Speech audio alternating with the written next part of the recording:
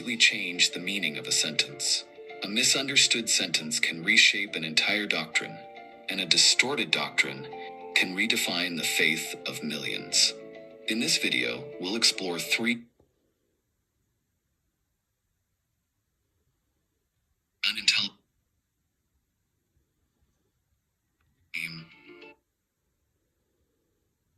also exerted significant influence. Each denomination sought translations that aligned with its doctrines, leading to subtle yet impactful changes in wording and interpretation. Some changes might seem minor, but were pivotal.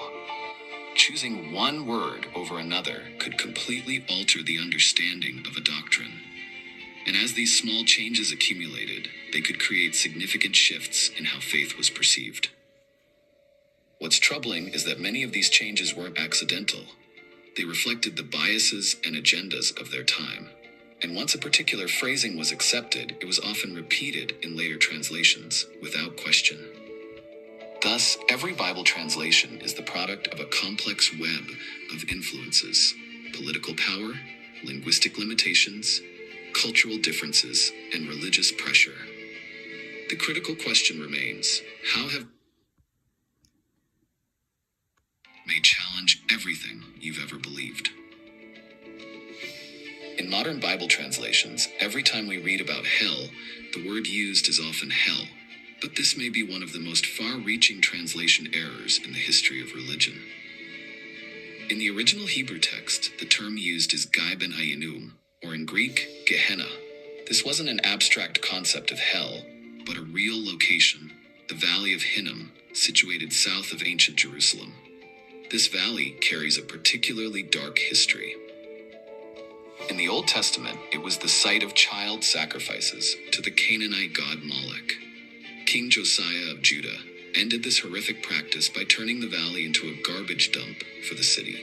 The waste was continually burned, creating a scene of perpetual fire and smoke. When Jesus used the word Gehenna in his teachings, the Jews of his time knew exactly what he was referring to. It was a vivid, tangible symbol of destruction and purification, something they could witness daily from the city of Jerusalem. The problem began when the Bible was translated into Greek and Latin. Gehenna became infernum in the Latin Vulgate, a term evocative of the underworld in Greco-Roman mythology. When translated into English, it became hell, a concept heavily influenced by Norse mythology's Helheim, the realm of the dead. This mistranslation, combined with medieval literature and art, most notably Dante's Divine Comedy, gave rise to an entirely new image of hell, a place of eternal torment, with fire, demons, and unending punishment. Let's break this down. First, it's a distortion of meaning. What was once a specific physical symbol of purification, a real, tangible image, was transformed into something abstract, an idea of eternal punishment. Second, it became a tool for control. This new image of hell was used as a powerful instrument for fear, allowing the medieval church to reinforce its authority over the people.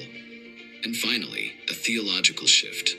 The original message about purification and repentance was replaced by a doctrine of irrevocable condemnation.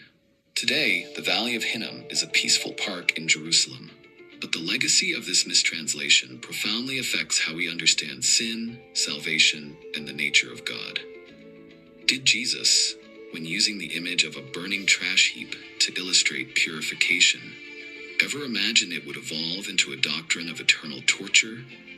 And this is just one example of how a single mistranslation can completely reshape our perception of faith and God.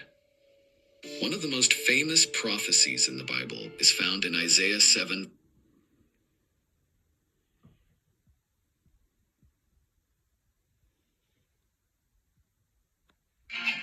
Perhaps it's time to ask ourselves, if we could return to the original meanings of these sacred texts, could that not only transform how we understand faith, but also how we live it? The journey to uncover the truth about Bible translations has revealed astonishing insights. What we've learned is not just a story about language. It's a story about how humanity understands God, faith, and itself. We've seen how a real place, the Valley of Gehenna, transformed into an abstract concept of eternal hell. We've witnessed how Alma, a word meaning young woman, became the foundation for one of Christianity's most significant doctrines. And we've understood how the phrase, "in the image of God," was misinterpreted to uphold power structures rather than declare equality. But the most important lesson we've learned is the role of context. Every word in the Bible was written at a specific time, for a specific audience, with distinct cultural and social meanings. When we ignore this context, we don't just lose meaning, we risk creating entirely new ones. What should we do with these revelations?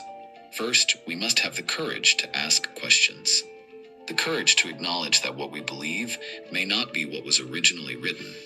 The courage to seek truth, even when it challenges long-held beliefs. There are many ways to begin this journey. Explore the Dead Sea Scrolls. Study the Septuagint. Learn about the history and culture of the ancient world.